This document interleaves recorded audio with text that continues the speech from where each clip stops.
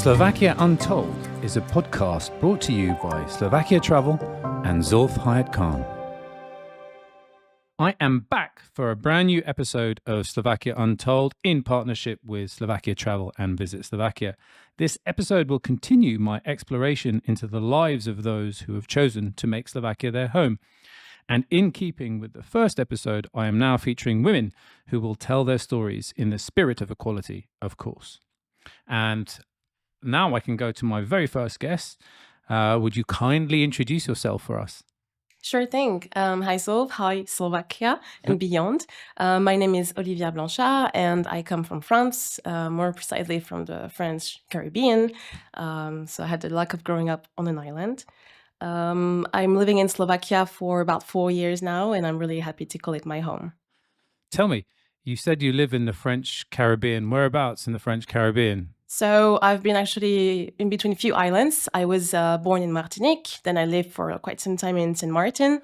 It's the famous one where they have this crazy airport, the Juliana Princess Airport. And then I was living in Guadeloupe. Wow. So that's quite a shift from the Caribbean islands to find yourself in the heart of Central Europe and Slovakia.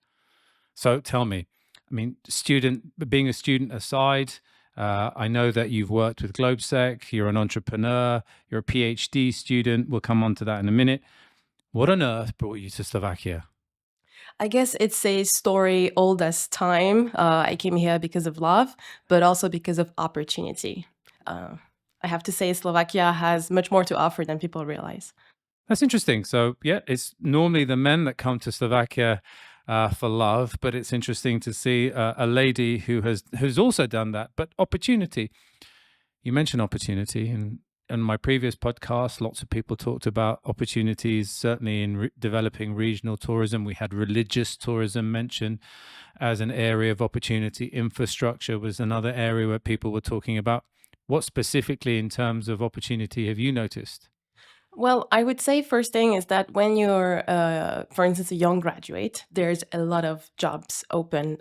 There's definitely a lot of multinational corporations which are based here, and they actually employ an insane amount of foreigners. So, for instance, in France, in Spain, in Italy, there might not be so many entry jobs available. So this is something to consider. And I think it's also really worth to think about it as a land of opportunities for entrepreneurs. So an entrepreneurial hub as well.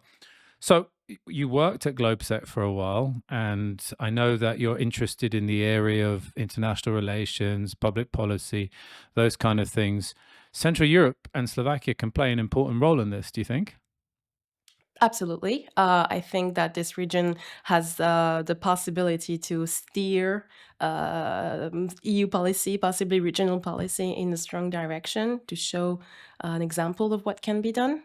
And I asked everybody this who's come on my podcast, your family, everybody that you've met outside of Slovakia, did they ever think, oh my God, Olivia is now living in Slovakia? Did they, in their wildest imagination, ever think that you'd end up in Slovakia? Pretty sure that no. And as a matter of fact, I believe that everybody thought it would be a phase that I'll come here for 3 months. Like ripped jeans. Like ripped jeans, rock music. They thought it would just emo. Side parts and all. But actually, very much for about a couple of years, I always heard, okay, so when are you coming home? And I always had to say, it's my home.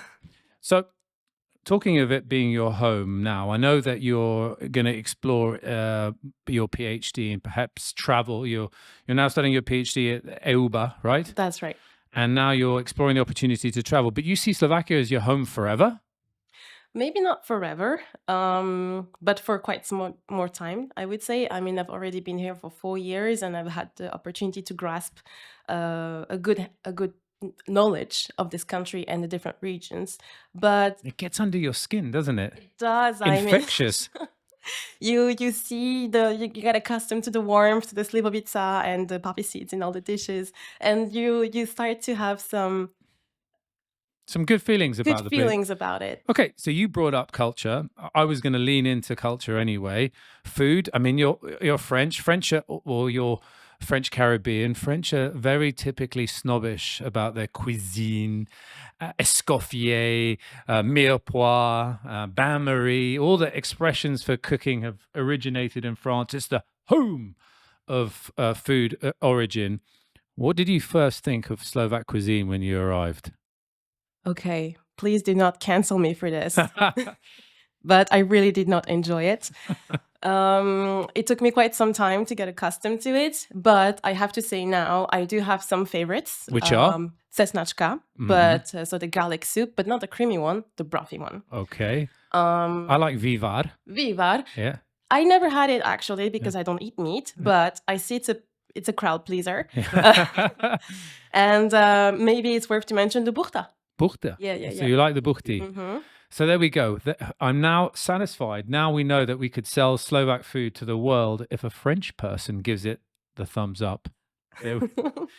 Language. Let's talk about language. All right. Was it difficult for you to learn the language? You're a linguist. You're very educated, very cultured. Or I think maybe people just assume because people are from France, they're educated and cultured. But it might not always be the case. Have you picked up the language?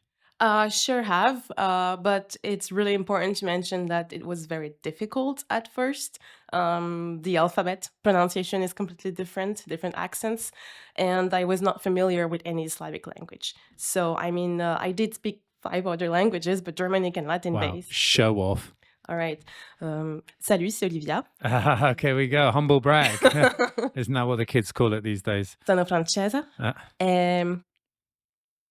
And? Your favorite expression in Slovak? All right. What's your go-to? I think the thing I say the most is poprosím cappuccino s oceným mlékom so sebou. There you go. And now I can't really compete with that. I think I say kola zero bez aizladom prosím, but I make sure I have eyes. Aizladom. It sounds quite cool, Yes. Or kokos mlieko as well. Kokos. Coconut has a strong feature in a lot of Slovak vernacular. Did you find now that when you walk around, you integrate with Slovak people, you use the language, or do you revert to speaking English? So first things, I always try to approach people speaking Slovak, and usually people are reacting well. Sometimes they are surprised because they would assume that I don't speak the language at all. And basically, I always try to speak in Slovak until I reach the limit of my knowledge. And I think people are really appreciative. I've come to the understanding that people are really appreciative of those who try. That's right. Yeah? Yes. You get marks for trying. And then last thing, before we wrap up this actually very entertaining conversation, so thank you, Olivia, for bringing all this enthusiasm on the weekend. Culturally, you've traveled the country. Where are your places, the loisir that you've enjoyed the most, the destinations that you would tell the world that they need to visit in Slovakia? This is a great question, actually. I think I'll make a couple of strong mentions. The first time I came to Slovakia, actually, was back in 2016. I was just a teenager. And at the time, I went to Ždiar and to the Hyatt-Khan in Ždiar. And for me, it was an incredible experience because I was truly immersed into, let's say, Slovak folk culture. I saw snow for the first time, plenty of it. And the Hyatt-Khan in general, this area is gorgeous. But it's also worth to mention, if maybe you're up for a romantic getaway, Banská Štiavnica, gorgeous. I'm never up for a romantic getaway. I've been married for 15 years. So come on. Yeah, I hope that goes public. So Banská Štiavnica, one of my favorite places, and Ždiar is where we go skiing as a family. Bachletka Dolina is where we go. Right. So thank you very much, Olivia Blanchard. It's been an absolute pleasure talking to you. I actually could have talked to you for a lot longer, but such is the nature of these podcasts that we have to keep them going. That's the wrap, people. Thank you. Now on to my second guest of today's podcast of Slovakia Untold, episode 2. And I'm delighted to be joined by Olexsandra, or if I can call you Sasha, Hordon. Sasha, welcome. Hi, thank you for having me. You're very welcome. Sasha, can you tell us where you're from, how old you are, how long you've lived in Slovakia, and where you're from? I'm from Ukraine. I'm 26, almost 27. I've been here for 8 years. I actually just recently got my permanent residence, so yay. And Flags. I'm from Odessa, Ukraine. I love Odessa. I've been to Odessa. Oh, great. First thing I noticed a little bit earlier before and you work at Globesec, right? Yes, I do. Was that your surname doesn't sound traditionally Ukrainian. I thought that it sounded British. Yeah, a lot of people tell me that, but there's a little backstory that my father told me about. So back in, I don't know, 13th, 14th century, there was a huge Tatar Mongol invasion in Ukraine. And apparently people whom they captured were called hordes or Ordoni. So my last name comes from there. So it's Hordon. Wow, that is a seriously cool Yeah. story. That's a backstory. Yeah.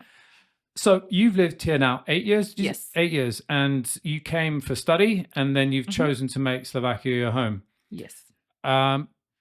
It's slightly different for a lot of people. I've spoken to someone who's come from French Caribbean. I'll speak to someone who's come from Morocco. These are, one might say, more exotic locations. Ukraine shares a border with Slovakia. Had you always thought that you were going to come to Slovakia?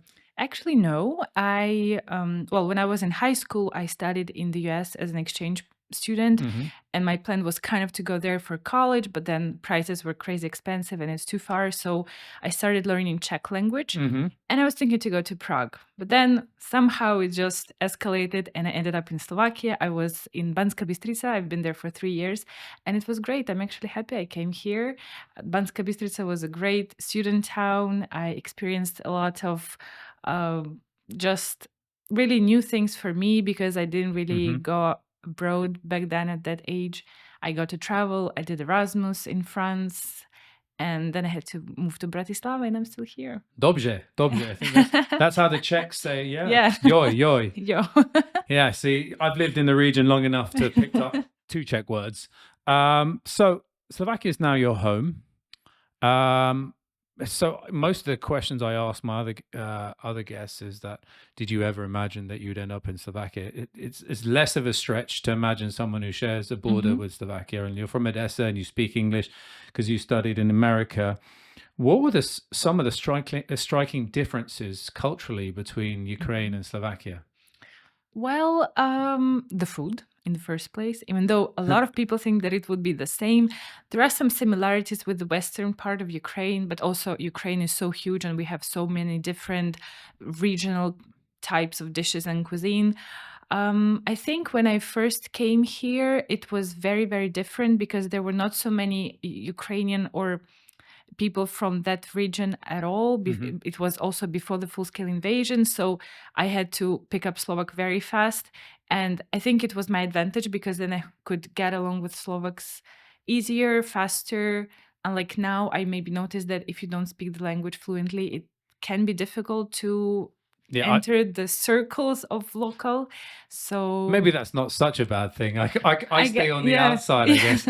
But you've lived the student experience here. Yes. And you mentioned Banská Bystrica. What was that like, being a student in Banská Bystrica? Honestly, amazing. Was it insane? Yeah, because I lived in the dorm. The city is small, so everything is pretty much in the walking distance. You know, some parties, classes were... it gave you a lot of freedom because you had to study many things on your own, but at the same time, it teaches you this adult life. I got my first job there. So, and then I was in this Erasmus student network, so I was hanging out a lot with Erasmus people who were coming to Banská Bystrica. I was also quite surprised, why would someone from Sardinia come to Banská Bystrica? But they loved it too. Wow. And and then I got to go on Erasmus as well. So it was really nice. Do you speak French too? Well, yeah, I'm not fluent, but actually my Erasmus in France helped me pick up more Italian than French, and because that's where I met my Italian husband. Congratulations on marrying an Italian. Auguri. Grazie. Prego. See, we're such a bunch of polyglots here. I wanted to ask also, obviously we're aware of the horrible full-scale invasion of Ukraine in your home, and I'm sorry for all the hardships that are happening there.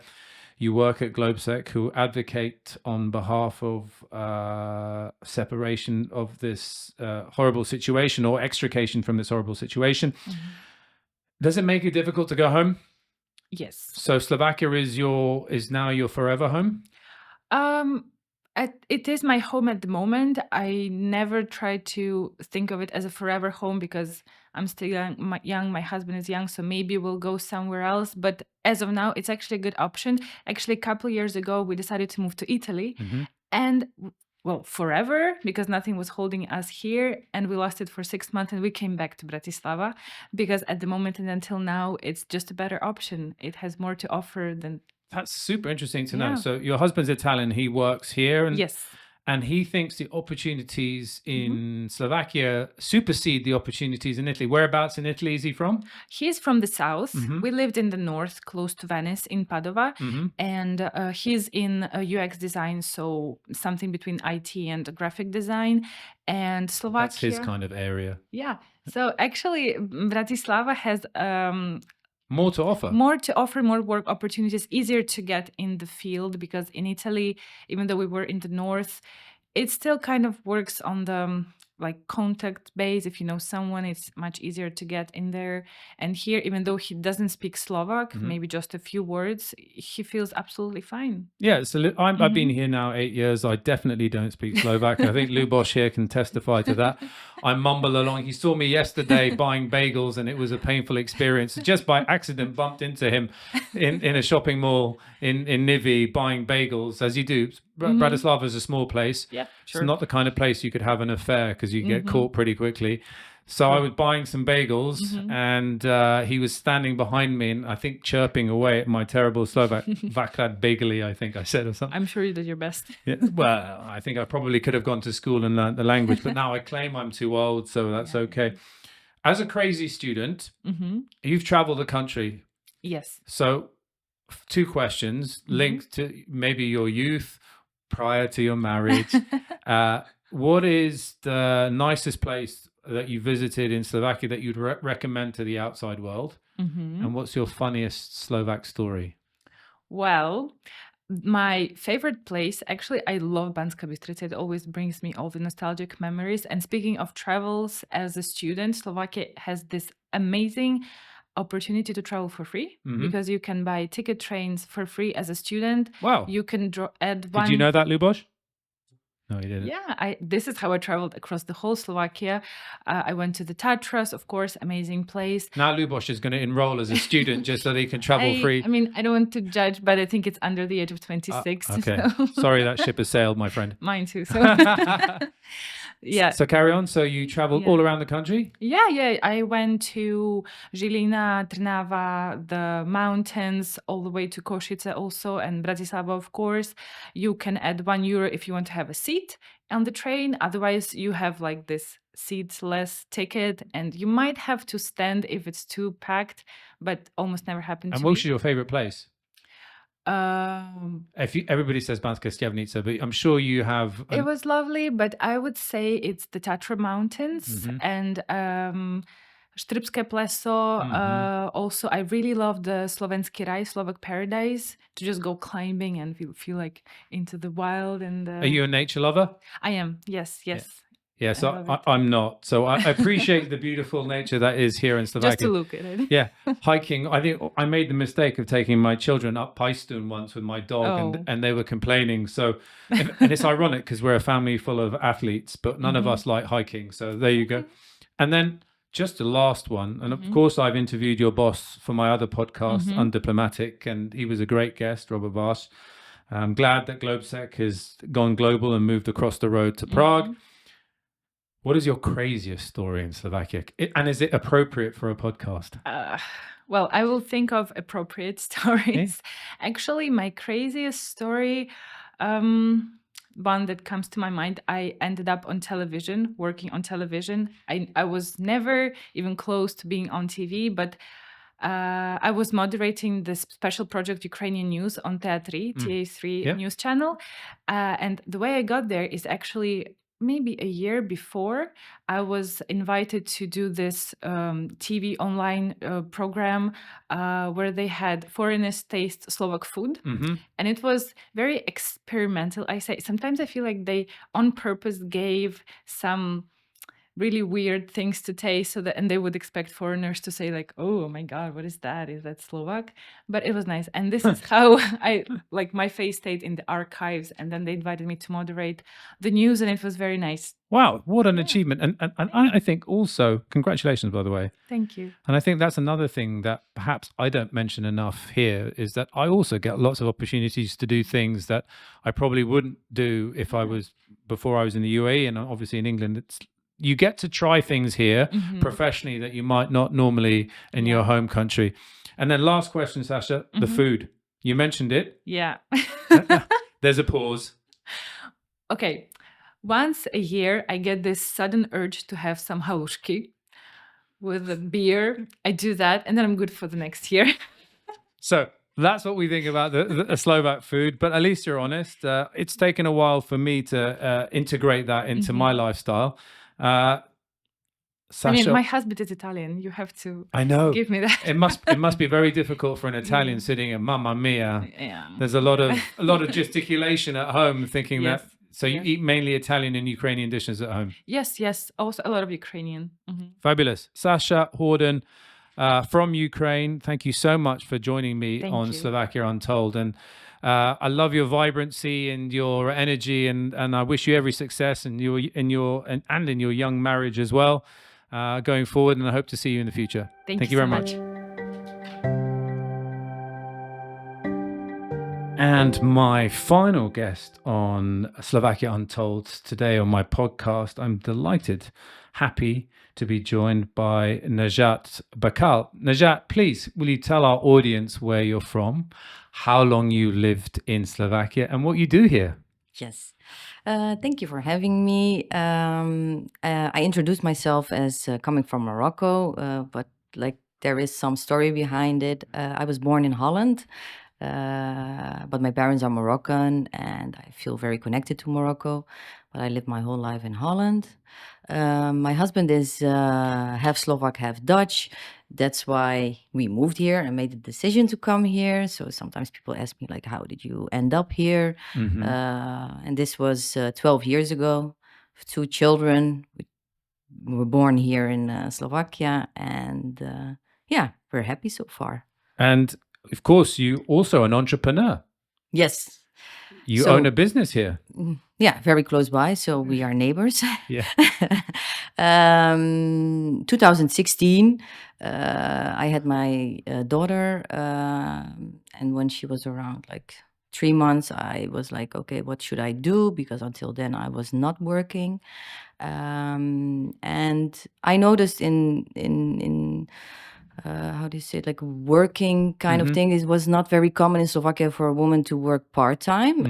So I decided at that point, okay, maybe I should do something for myself, to take a little bit that control and to decide. So I started my business in 2016 in the beauty industry, which has grown now to 3 places. So you've got three locations, one very close to me here in Tomashikova.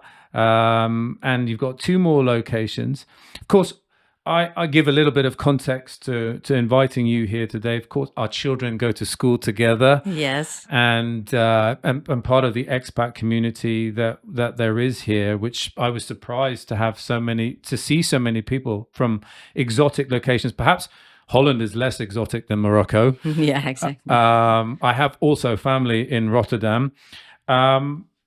My question to you is that when your family in Morocco and your family in Holland, before you met your husband, would ever imagine that you would end up in Slovakia? No, for sure not. I would say that they didn't even know where it's located. So in the beginning, when I came here, when I was saying I live in Bratislava, people would look at me like, where is that?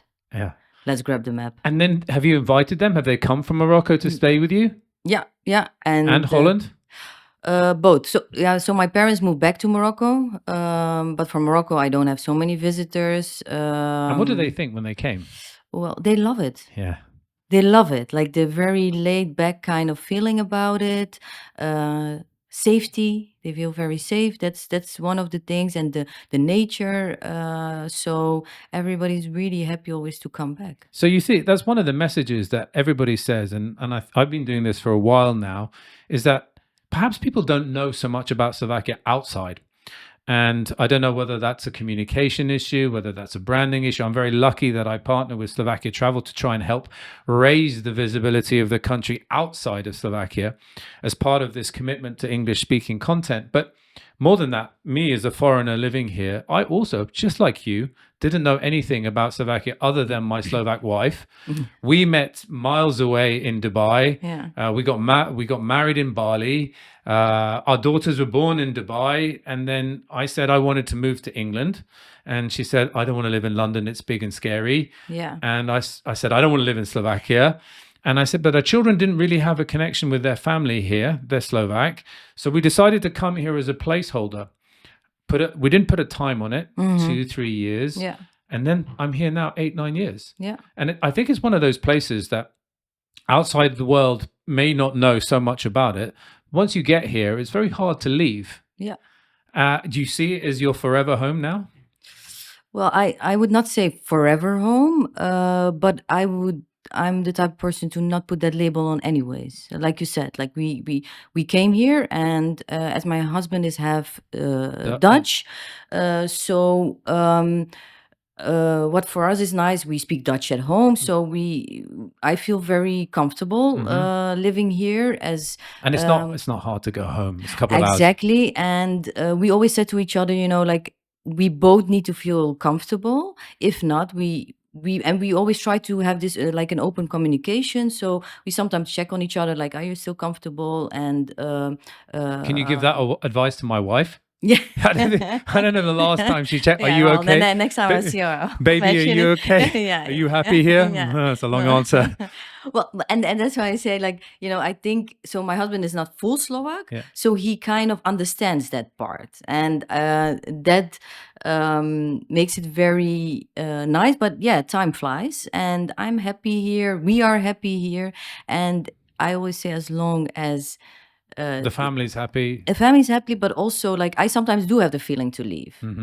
But as long as those moments are less than the moments that you want to stay, we're okay. I think you're spot on. I actually share that opinion myself. One thing we spoke about before earlier, and you mentioned now when your family came to visit, was safety. We have young children. Exactly. And raising children here is, I would say, it's not bad, is it? it's not. I would say it's ideal. It's ideal. So, I mean, And the schools that the children my go to. daughter is 13. She takes the bus on her own to gymnastics and training. I'm not sure you'd want her to do that in Rotterdam or Amsterdam. I wouldn't want her to do that in London, for No, sure. for sure not. And here there's a level of, I'm sure it wasn't the same in the 90s, but there's a level of safety here that offers people the family, the opportunity to encourage independence, maybe from an earlier age that we wouldn't have normally. And that safety is a really important thing for a parent. Yeah. Talking about entrepreneurship and your salons, now you have 3 salons and you're a successful entrepreneur. And was it difficult setting up a business here in Slovakia at the beginning? Yes. Mm-hmm. Why?